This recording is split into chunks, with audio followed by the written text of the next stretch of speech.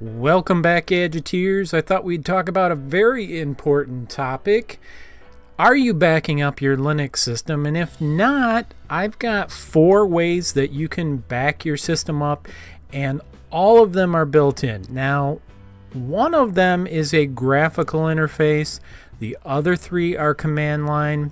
And I know you're thinking to yourself, Mark, you always show us command line stuff. We absolutely hate the command line.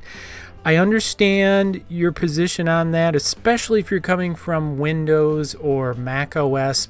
But the fact is, if you're going to use Linux, you've got to get used to the command line. So I'm going to take it nice and slow when we hit the commands that we're going to use for backup. But we're going to start with graphical interfaces first, so that there is a tool available that you can use, and we're going to look at it right now. Now, the tool that we're going to use is a part of the GNOME suite. So you may not have it installed if you don't have GNOME installed, in which case you would have to install the application. If you don't have GNOME installed and you have some other desktop manager, you can still get the disk utility. All you have to do is type in the command, at least on Fedora, and I want you to keep that in mind. This would only work on Fedora. With Ubuntu-based Linux distros, you would want to use apt-get. So we're going to type sudo dnf install, and the name is gnome-disk-utility.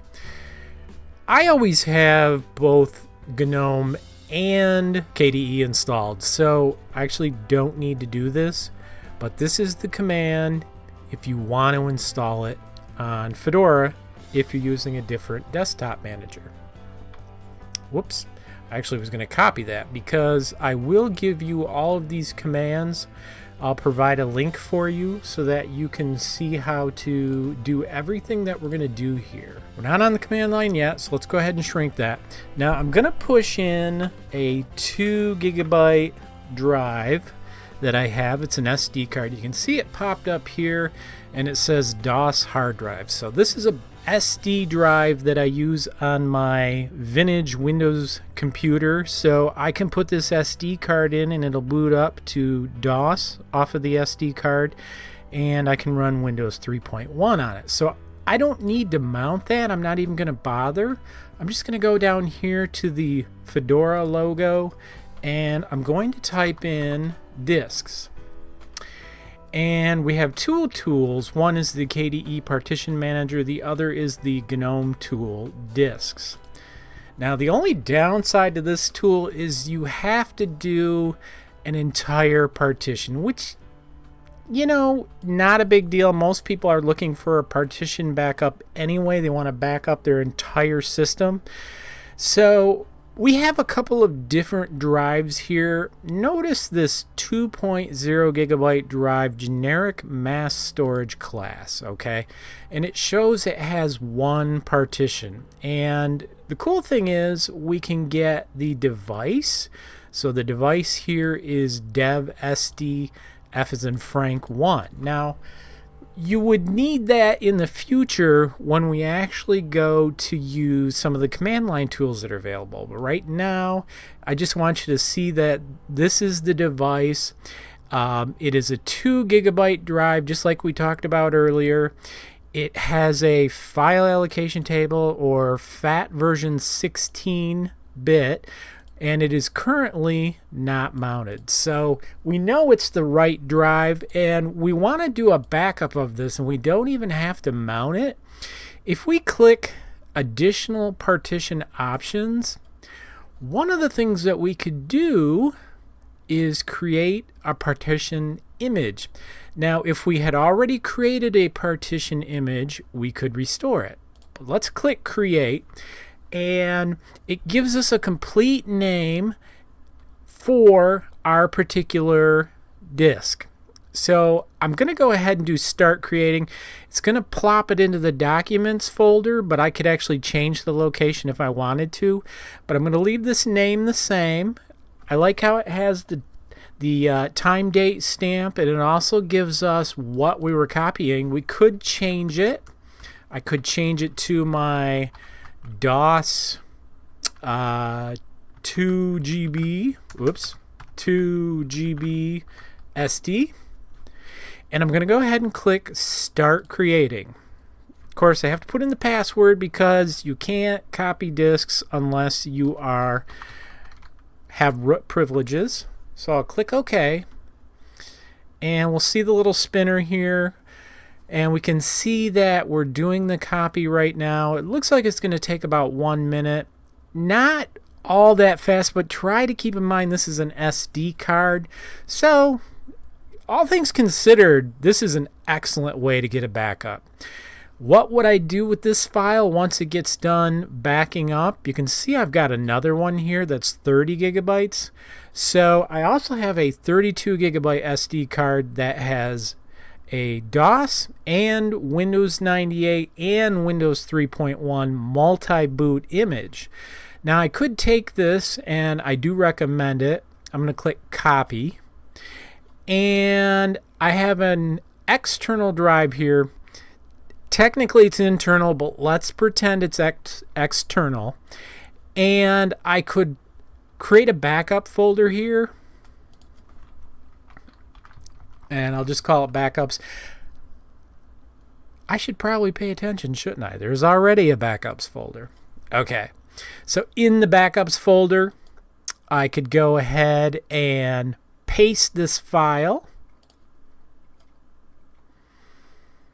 And it's going to take a few minutes because, of course, we're a little bit busy here with this particular file. But if you had a portable USB drive or a thumb drive or whatever, you could easily put this file on that drive so that it's external and not on your actual system. Okay, so our image is all done here. And we can go check it out. We will go to Home, and it supposedly plopped it in Documents. So let's have a look. And we'll go by date. And there's the disk image. Now, there's a couple of different things you could do. You could mount this disk image and basically treat it like another thumb drive and see all the contents on it and have access to it. But ideally what we would do now is take this disk image and back it up somewhere else to keep it safe. Okay, so that is our graphical way of doing a backup of a disk. Now keep in mind you can also do just a partition on a drive. So if I go up to my 1 terabyte SSD that I have here, you can see I've actually got a few different partitions, and all of them are mounted right now. So I'm not 100% positive if we can actually do the backup while it's mounted. So notice here we have boot EFI, we have also boot. We have swap, which is not something you really would back up, the root file system, and finally home. So I'll tell you what, let's try to do the smallest one and see if we can back it up without having to unmount it first. So we're going to do create partition image. It tells us disk image of SDA1. So I'm going to go ahead and plop it in Documents again and do Start Creating. And OK.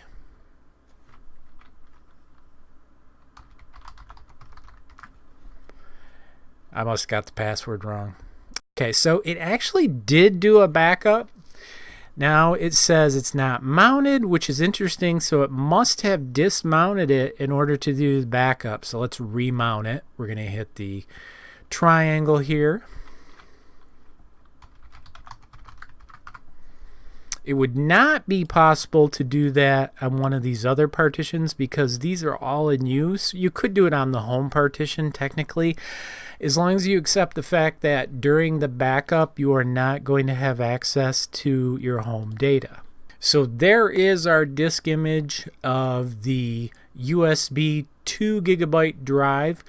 Now I told you that there was only one GUI utility that we were going to look at, but there's actually two, and the one that we're going to use is so obvious that it might seem silly once you hear it.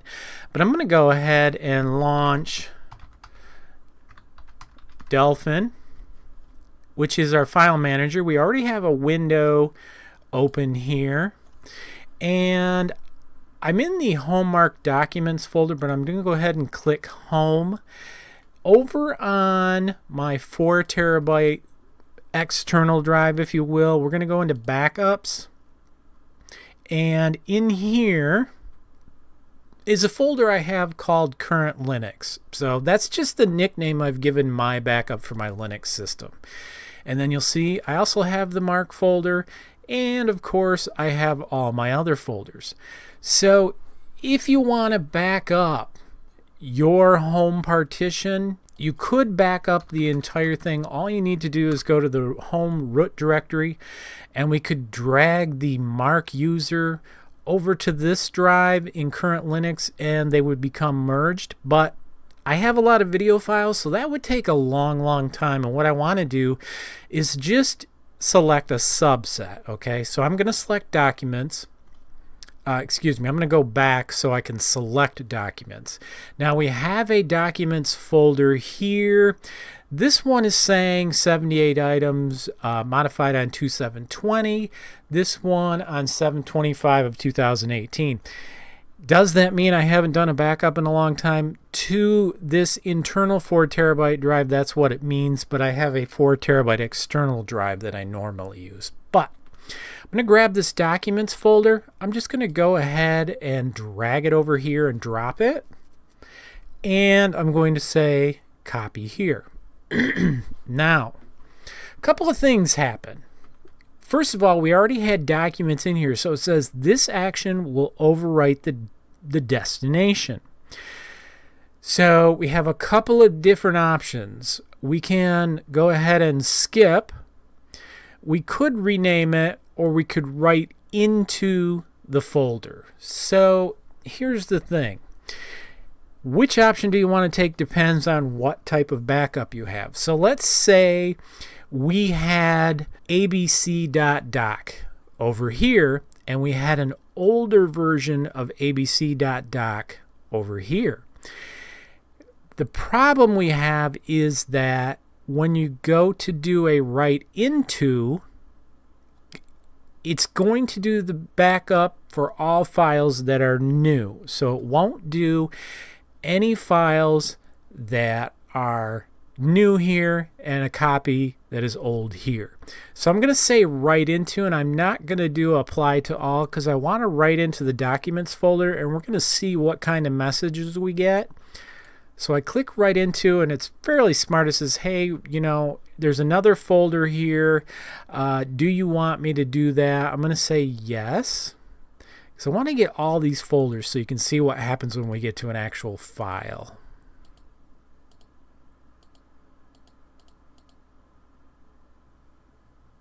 Okay, so here we have an actual file.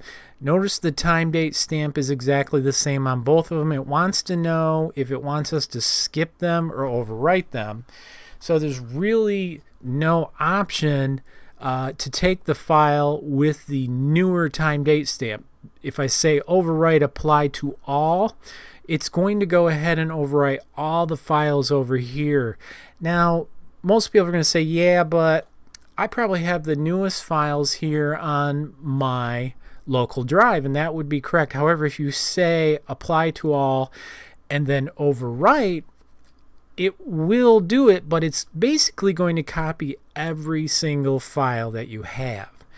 So the downside to that is if your home directory is 4 terabytes of data, it's going to take quite a while to do that. On the other hand, if you say skip, then it will skip all the files that already exist there, and it will take much less time. But if this file had a newer date, it would not overwrite this file. So if this one had information in it that's newer, You're not going to get an overwrite of it over here. So you have to decide what you want to do. And that's why I chose the documents folder, because it's much, much smaller. I'm going to go with overwrite because I want to make sure I have all the newest files from the documents folder. I don't want to risk the chance of missing something. So I click overwrite. Now, so down here we can see that we are in the process of doing the copy. Remember, our disk image is also in the documents folder. So it goes through, it does this copy over, and it's all done. Okay, so now we can see we have 78 items. The date has been updated, and it corresponds with our 78 items here and our updated date.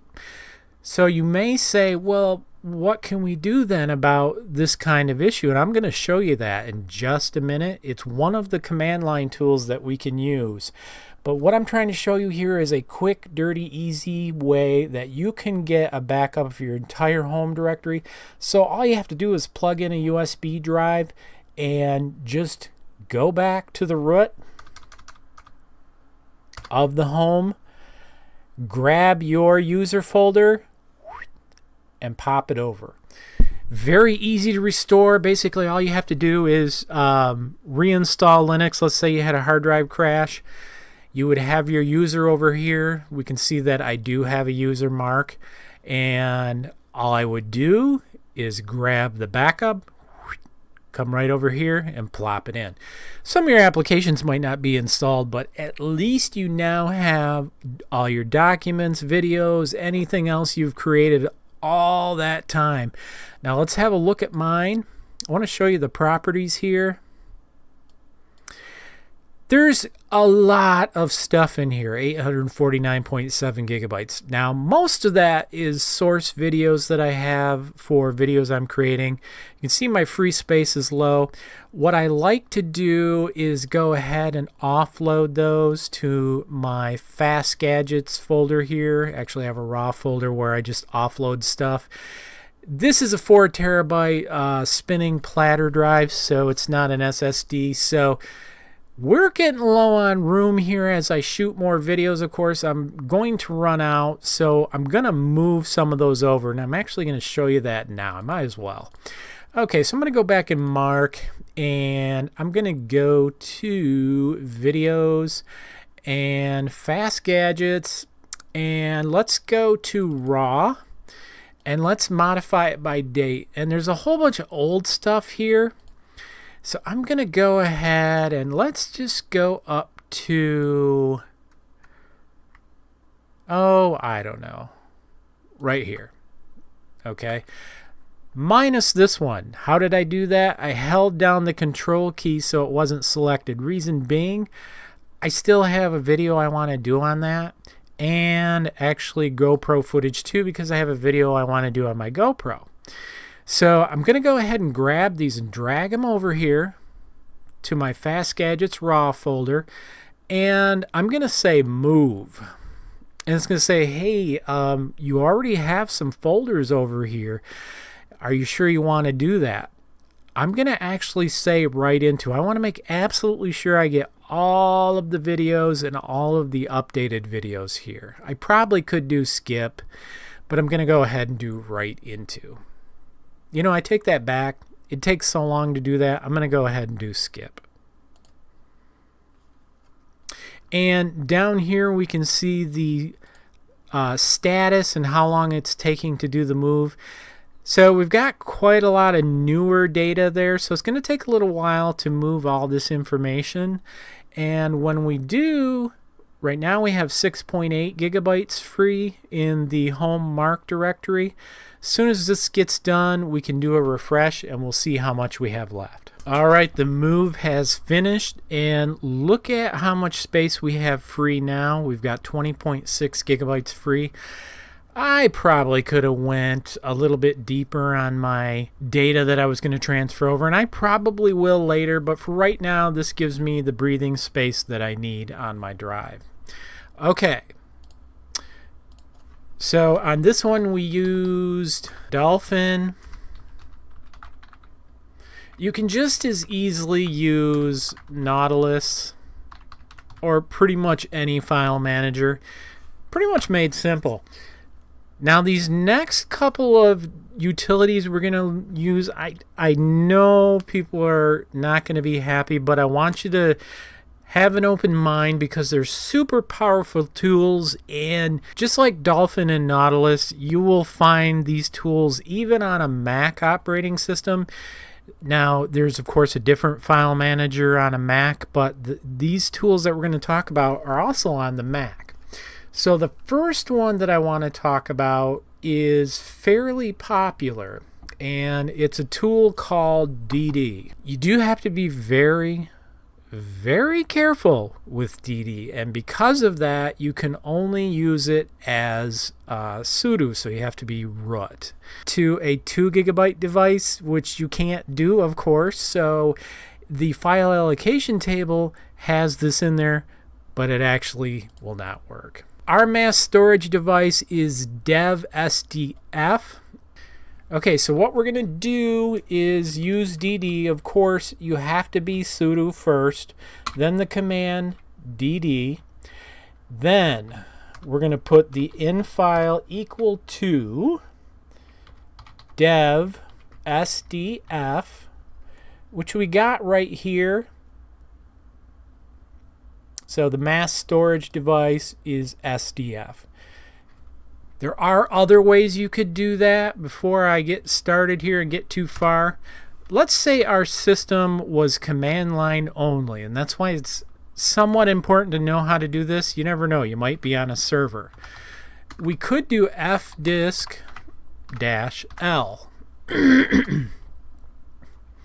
How about sudo FDiskL? All right.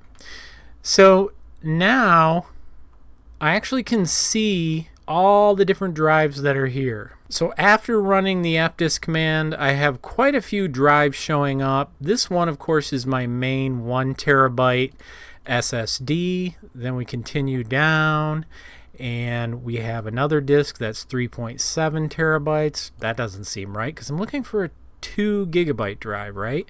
So this one is my 4 terabyte hard drive, and we keep going down and we have another disk. This is my 256, well actually it's a 240 gigabyte SSD, so that's not the one.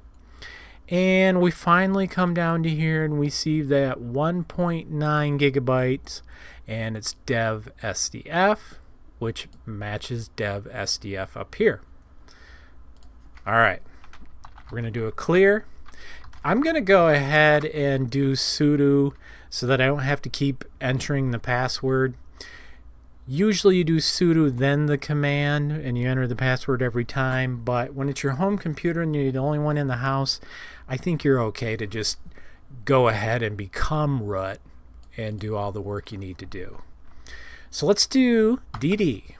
Then we're going to do in file, or what I like to call in file, IF equals dev SDF. So we're going to do the entire device. We could just do SDF3, but this is actually a bootable SD card, so I need all the partitions. Now I could probably just delete that one because it doesn't work, but I'm going to leave it alone for now. I'm going to do a DDIF from dev SDF, and then out file is equal to the mount directory of my 4 terabyte drive, and let's create a file. We'll call it 2 gigabyte 2 gigabyte SD dd.img. And I'm giving it this strange name because I want to be able to make sure we can see it. Now, you know what I might do? Let's go to Dolphin real quick. And I just wanted to see how I had spelled backups because, of course, Linux is case sensitive. So what I could do is put in the backups folder. And now my in file is the device. And I could have just easily gotten it from the GNOME disks utility. This is the KDE Partition Manager utility. And we can also use the command fdisk.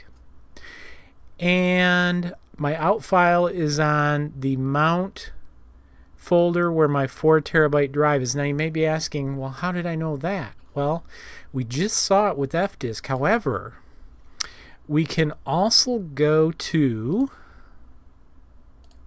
Dolphin, and you can see down here my 4 terabyte drive devices. If I click properties, definitely don't want to click unmount. It shows that the device is dev SDB3 and we're mounted on MNT4TB. So that's where I want to send this backup. Now notice it says fuse BLK. That's because the file system on this 4 terabyte drive is an NTFS drive, so that I can access it on Windows or Linux, because this system is a dual boot. Okay, let's go ahead and run that command, and we'll see how long it takes to get a backup. Notice there's no information showing. You really got to be careful. If for whatever reason I had reversed these two, or I was doing a backup of my home partition, which home is a partition, and I accidentally sent a file to the home partition, that would be a really big problem, because DD will immediately eradicate anything on that partition as long as it's not mounted. And possibly even if it is mounted, so you would lose everything. You have to be very careful with DD. All right, it's all done. Well, we want to confirm it. We don't just believe it's done, do we? So I'm going to go ahead and pull up the GUI, and I'm going to go back to 4 terabyte, and I'm going to go into backups. And there we have our 2 gigabyte SD DD image. Now, of course, here, if I wanted to, I could easily change directory to mount 4 terabyte backups and do a listing. And we want to see if we see that backup, and we do right there. Now, if we wanted to see the size, we could do ls space -l. And now we can see the file size. We could also, if we wanted to, make it a little bit easier to read. So we'll do L, H, and L. And now looking at this file, we can see that it's 1.9 gigabytes. Don't assume, however, that your backup file is working. We would go the other way if we were trying to restore from an image. So I'm going to grab an example of that. I'm not going to actually do it, but if we wanted to, we could restore. So notice how we've got it different here. DD in file equals the name of the file that we created earlier, and the out file. Now notice I have question mark here, because I don't want to accidentally paste this command in here and have it ruin something. In this case, it would overwrite the USB 2 gigabyte drive, but it would actually overwrite it with itself, because that's our backup. So that's how you use DD. Very powerful tool, very fast. What I like about DD, and really the Dolphin, or rather the disk GUI utility, you could use that just by booting from pretty much any Linux USB drive. So you download a copy of Linux, you create a bootable USB drive, which is a whole nother video. Look at some of my other Linux videos. I've done that, and I'm probably going to go ahead and do a new one in the near future. But any bootable USB Linux system, and quite frankly, any of the BSD tools could also be used to do the same thing. So all these tools would be there. It's really nice. Okay. Number 4, another power tool. And again, this is available Linux, FreeBSD, Mac OS, is the tar utility. Now, tar was actually for creating tape archives, and normally when you tarred a file, it basically meant you turned it into one big monolithic file. Typically, you use some type of compression, and then you sent that particular file to a tape drive. But in this case, we're not going to send it to a tape drive. We're going to do what we did with DD, and we're going to send it to a file. The cool thing about tar is you can do just a single directory if you want. So if we come back over to our command line, we're going to clear everything. First of all, you do not need to unmount your directory. So let's change directory to tilde, which is actually the wrong place. Let's do this. We don't need to be root. So I'm going to do an exit to get out of sudo.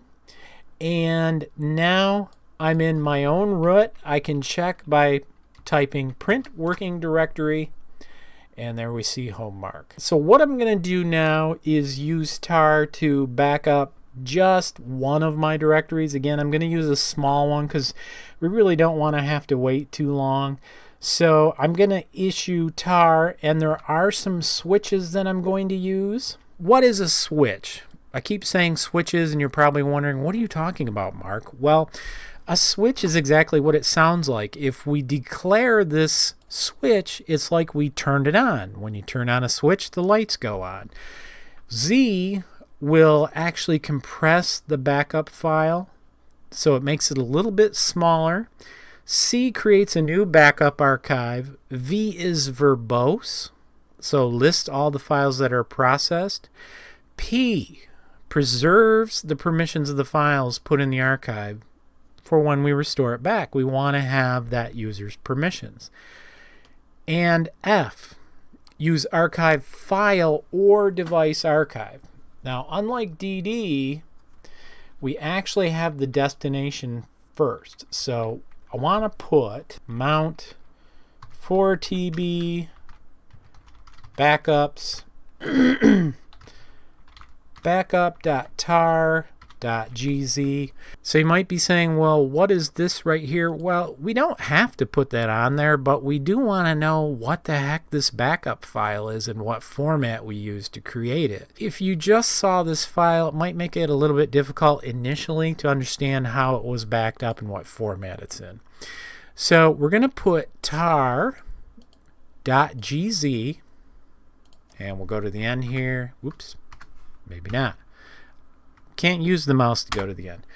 And we're going to put a space, and now we want to decide what we're going to back up. Well, we're going to back up tilde slash documents. And really quickly, I only have one command line open, otherwise we could verify this. Our documents folder is right here, and notice it has a capital D, so we have to make sure it's capital D. What is this tilde I keep using? Well, tilde is a shortcut for the home directory and your directory. So let's go ahead and see if this runs. Now, all of the examples I've seen use sudo, so we're doing this together. We're going to see if it actually runs, but we are compressing this file. We're sending it to backup-marks-docs, tar.gz, and we're doing the home directory of the current user, which is me. And we know because of our command line here, and we did print working directory. If we wanted to, we could type all this in, but it's so much easier just to type that dash. And we're going to back up the documents directory. All right, so we did get an error. Notice here it doesn't need the leading slash, which makes sense actually, because basically it's already there. That's what this tilde does. So let's try again. We're going to go and get rid of that leading slash. Same command, except now no leading slash. And we'll press enter. Still said removing leading slash from member names, which is fine.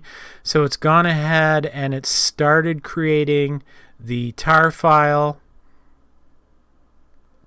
Okay, so we now have our file. Once again, we could do this on the command line or we can use the GUI. Either way, we're going to cruise over to the 4 terabyte backup drive and go to backups.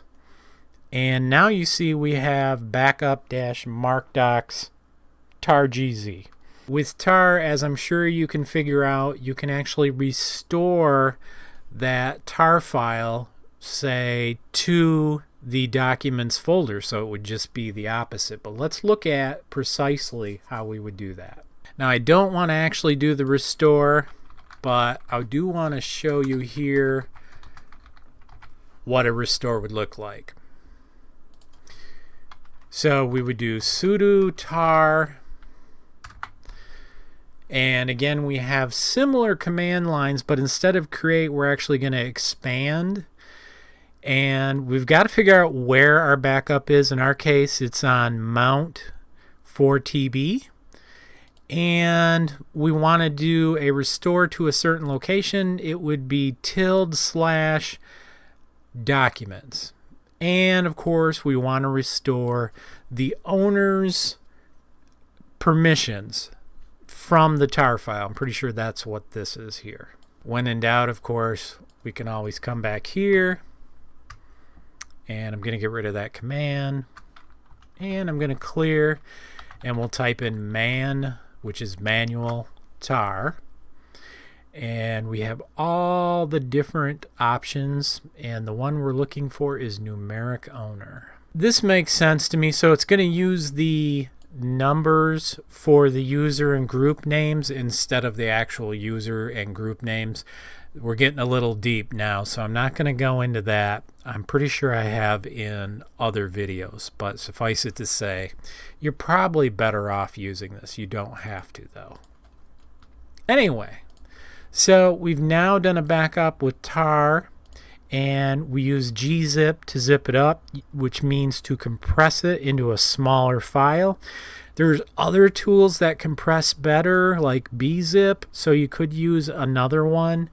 However, this works for us. Okay, number 5.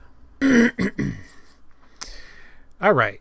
The last tool that I want to show you is personally what I think is the best tool, and it's called rsync. So it can do a differential backup, and basically what that means is it can look at a backup that you've done previously and determine if those files have changed. If they haven't, then no problem. It will not overwrite those files again. So it makes rsync probably the fastest backup tool you could use. So let's have a look at it. We'll put it last on our list here, rsync. So I tested this earlier. Let me pull up the command again. What we're going to do is use rsync, and we have a few options here. 1, we're going to do archiving. 2, we're going to do verbose so that we can see all the information. Z is to compress, and H is make the data human readable. And progress, which probably could be -P, it probably could be added right to this, will basically show us the progress as rsync is working, so we won't think it's stuck or doing something it shouldn't be doing. What we're going to do is back up my documents. Remember, the tilde is /home/mark, and we're going to back it up to the 4 terabyte drive. Now, it does work, but just so you know, this 4 terabyte drive is an NTFS partition, so I can't say whether or not all the permissions are going to transfer correctly, but the command does work correctly. What can you do to make sure that all the permissions transfer correctly? My best advice would you know, have a small, whatever, 200, 500 gigabyte external drive, and make sure it's formatted ext4 instead of NTFS. However, for the sake of this command, we're going to go ahead and run it, and it's going to back up my documents folder to the mount 4 terabyte backups docs-rsync. Okay, right away you can see the progress, and it shows you information as it works on each of the individual files. A couple of them in there are reasonably big. We had one of our image files we created, a backup of SDF, which was the 2 gigabyte SD card, and now it's going through and showing us the backup that it's doing. Depending on how many documents you have or how many files you have, it could take a minute. So it shows us the basic speed, how much information it's sent, and how much it's received, which is just received really indicates that it basically knows the file was written correctly. It's just an acknowledgement. And the total size. Now, notice speed up is 1.5. Let's go ahead and run that command again and see what happens. Boom. It was instant. Why? Because with rsync, it already knew all the files were already there and there was nothing more to back up. So let's have a little fun. We're going to go ahead and save this document. I haven't given it a name yet. Let's give it a name. Using Linux to back up your data, I'm going to save it in the Documents folder.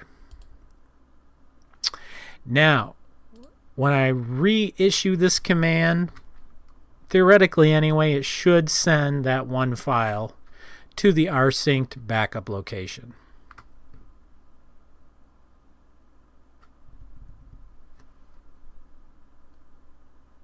So let's go look here in the graphical interface, just make sure that document got sent. So there is the document we created. We're in the mount 4 terabyte backups docs-rsync. So I'm going to go ahead and open that. Just make sure it has all the information I have in it. Now I don't want to make a change to this one because this is the backup, right? It's my mirror image, if you will. I'm going to go ahead and go back and open LibreOffice Writer. And we're going to go to Recent Documents. And you notice we've got 2 there. I'm going to open the one further down on the list. This one is the one from the rsync backup, and this is the one we had open before. So how do I know? Well, if I go and do a save as, we can see that the current save as location is Mark Documents. So now if I was to make a change to this, which I'm going to do, and I were to run rsync again, it would go ahead and do the backup again. Alright, so here's the command we use plus the switches and the additional switch of progress, which, as we said, could probably be rolled into these ones, and tilde, which is /home/mark, and our documents folder, and we sent it to our 4 terabyte drive in the backups folder in a folder called docs-resync. So if I wanted to back up my entire home directory, all I have to do is remove all of that information, and it will now back up the entire home directory for Mark. The one caveat is make sure you have enough storage on the destination drive, because if you don't, of course, it's not going to fit. Okay, now I wanted to add, as far as backing up to an NTFS partition, I'm not really concerned about permissions, because if I was going to restore my drive, first thing I would do, of course, is reinstall Linux, and then I would go to the documents on that particular drive. So mount 4 terabyte and docs resync. I would just select them all and copy them over to the documents folder on the local machine. Permissions aren't a big issue. The permissions are going to get set for the user when everything's copied back over, so you don't have to worry about that. The cool thing is with rsync is we can run it multiple times and it will only send over those files that have changed. Now you might ask, well, what if I want to reset the whole process and create the mirror all over again? Well, no problem. All we have to do is, once again, we're back here in backups. I'm going to go back. Notice the docs rsync folder. I'm going to go ahead and move it to the trash. Okay, so we've now deleted our rsync backup. I'm going to go back over here and I'm going to press enter. And as you can see, it doesn't know of the existence of that previous rsync, so it's going to go ahead and create it from scratch for you.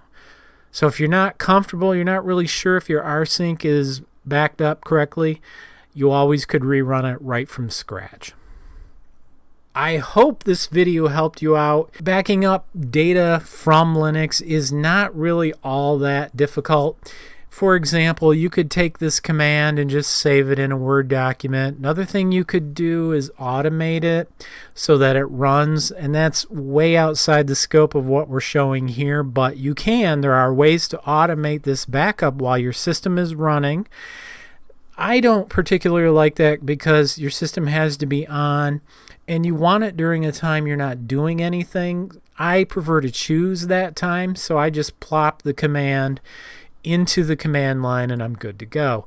There may be graphical interface tools for rsync. Again, I haven't bothered to look around. My whole point was, let's look at tools that exist inside Linux more than likely, and FreeBSD the minute you get started, and of course Mac OS. Of all these tools we have here, which is the best tool to use? Personally, I think rsync is, because once the initial rsync occurs, like say you wanted to do your home directory and you saw what mine is, I have 600, 700 gigabytes of data in there. Once you do an rsync, all that data gets copied over, and then in the future it will only move over new documents that are created or videos or whatever. The other thing I wanted to point out is you can use rsync to actually do an rsync to a whole different system. So you could send it over to another system on your network, or even super remote like in another building, and I have used rsync to do that before between two servers. If you're going to do it outside of your own network, of course you'd want to use SSH to encrypt it. It gets kind of dicey, kind of difficult, so we're not going to get into rsync from a local to a server, but it can be done, and I may go over that in a future video. So there we have 5 backup utilities you can use built into Linux. The first 2 are graphical in nature, and the last 3, of course, are command line tools. I hope you enjoyed this video. I hope it gave you food for thought, and I really hope you back up your data. Don't get surprised by having a failure. You know it can happen. You don't want to lose your data. Thanks for watching. I'll see you next time on Fast Gadgets. This video was made possible with support from viewers like you. If you find this video useful, consider becoming a patron for as little as $1 a month at patreon.com/fastgadgets.